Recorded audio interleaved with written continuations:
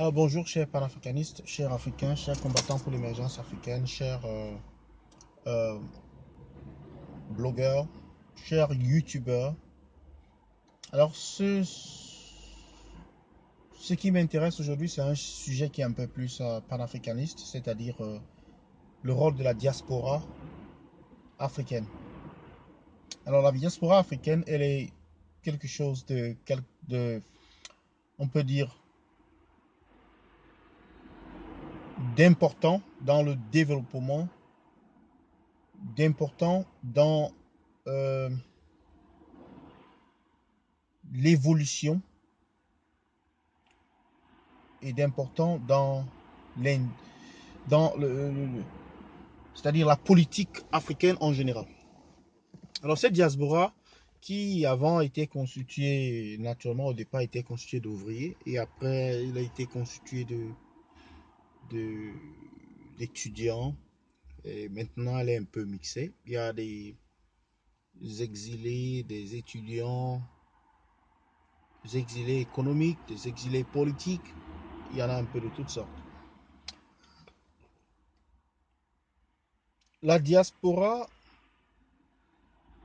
africaine et plus particulièrement camerounaise, elle est grandissante à l'étranger, surtout en Occident,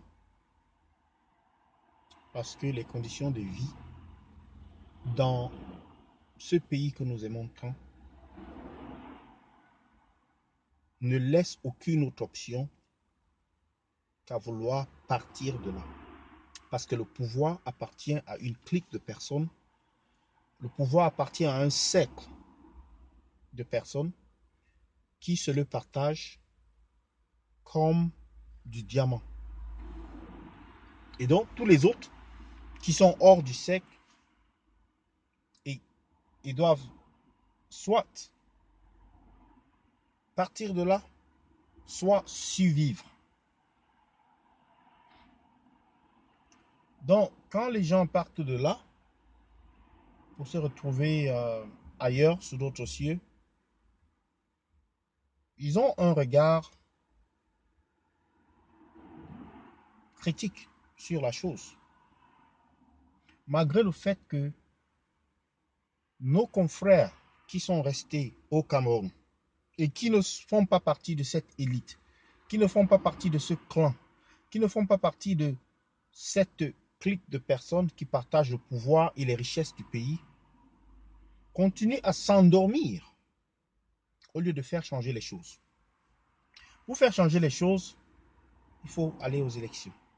Pour faire changer les choses, il faut se faire recenser, il faut s'enregistrer euh, sur les listes électorales, il faut avoir sa carte d'électeur, il faut voter pour le changement. Commençons par là. Le combat, il est à deux niveaux.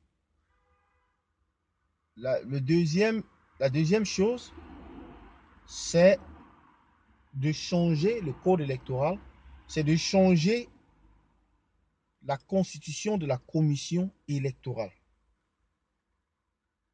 Parce qu'il y a plusieurs problèmes dans ce pays. Il y a le code électoral avec la commission électorale. Il y a la justice qui n'est pas toujours impartiale, qui n'est pas toujours euh,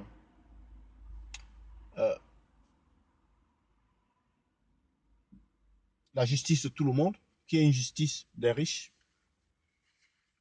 Et il y a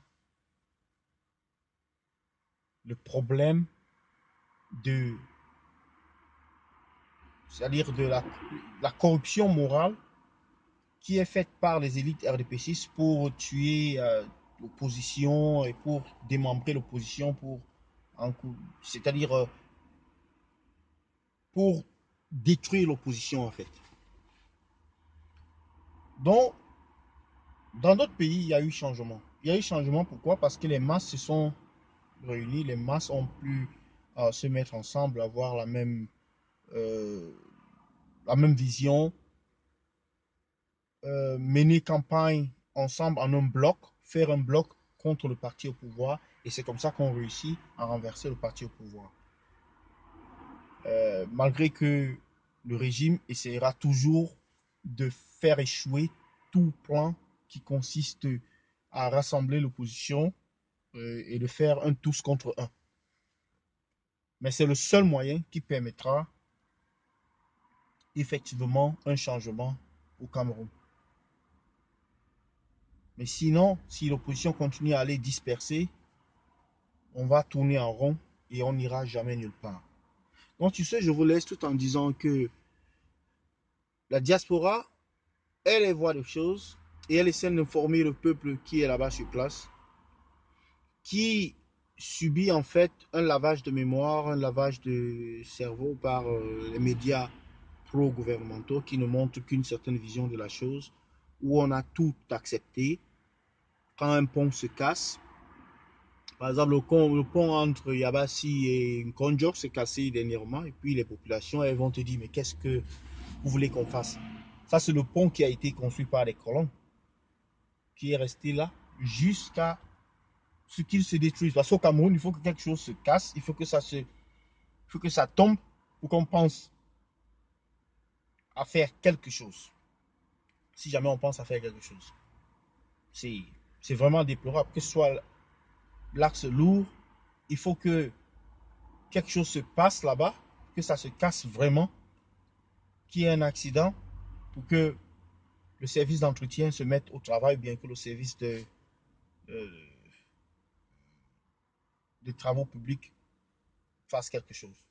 C'est déplorable et c'est honteux pour un pays qui regorge tant de richesses et autant de savoir-faire. Donc sur ce, je vous quitte et j'attends vos partages de la vidéo et abonnez-vous. À bientôt.